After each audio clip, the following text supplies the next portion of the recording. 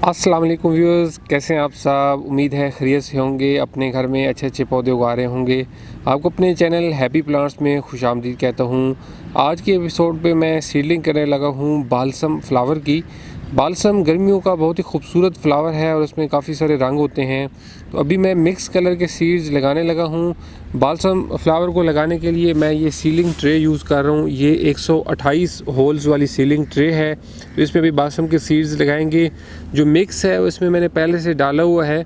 तो मिक्स की डिटेल में अगर आपको बता दूं तो इसमें 60% भाल मिट्टी है, 10% इसमें मैंने रेत मिक्स की है नॉर्मल सैंड, और 30% इसमें मैंने वर्मी कंपोस्ट मिक्स किया है। तो ये तीन चीज़ें बना के मैंने मिक्स बना के इस सीलिंग ट्रे को भर लिया है और इसको मैंने अच्छे से पानी लगा दिया है।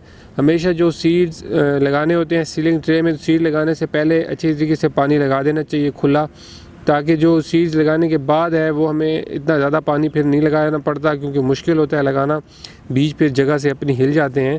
तो अभी मैंने ये पानी लगा के इसमें आप देख सकते हैं कि छोटे छोटे मैंने लकड़ी की मदद से निशान दरमियान में जगह बनाई हैं थोड़ी थोड़ी।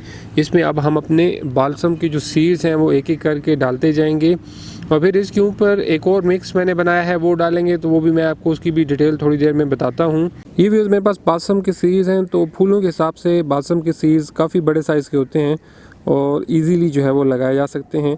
तो अभी एक एक सीड हम सीलिंग ट्रे में लगाएंगे। ये मैंने हर होल के दरमियान में जो जगह बनाई है थोड़ी थोड़ी, इससे ये होगा कि सीड जो है वो हमारा सीलिंग ट्रे के सेल जो है इसके दरमियान में जाएगा। इस तरीके से ये बेहतर तरीके से इंशाल्लाह ग्रो करेगा। तो मैं सारी सीलिंग ट्रे में अपने सीड्स डालता हूँ। सीड्स मैंने अपनी सीलिंग ट्रे में डाल दिए हैं। अब इसके ऊपर एक बहुत ही सॉफ्ट किस्म का मिक्स डालेंगे। तो ये मिक्स मैं आपको दिखा देता हूँ। ये मिक्स जो है वो मैंने बनाया है। इसमें 60% कोकोपीट है, 30% इसमें वर्मी कंपोस्ट है और 10% इसमें परलाइट है। तो अगर आपके पास परलाइट ना भी हो तो उसके अलावा भी आप इसको बना सकते हैं। तो कोकोपीट जो है ये नरम होती है, सिर्फ कोकोपीट भी ऊपर यूज़ की जा सकती है। इसका मकसद ये होता है कि ये नरम होती है, सीड्स इसमें स्प्राउट आसानी से हो जाते हैं। तो इसकी अब एक लेयर देंगे और साथ में इसको हम प्रेस भी करते जाएंगे ताकि सीड्स जो है वो अपनी जगह पे बैठ जाएं और बाद में पानी लगाते हुए बाहर ना हिलें। तो इस तरीके से मैं इसकी एक लेयर दूंगा।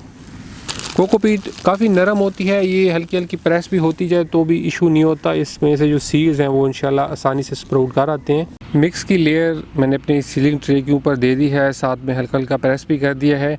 अब नीचे तो हमने पहले से पानी लगाया हुआ था, वो सारी मिट्टी जो है वो मॉइस्ट थी। ऊपर जो है अब दोबारा हल्का सा इसको पानी लगाएंगे बिल्कुल ही आराम से, ताकि ऊपर वाला जो मिक्स है ये भी मॉइस्ट हो जाए। तो इसको आप किसी स्प्रेयर वगैरह की मदद से या किसी भी चीज़ से आराम से पानी लगा सकते हैं।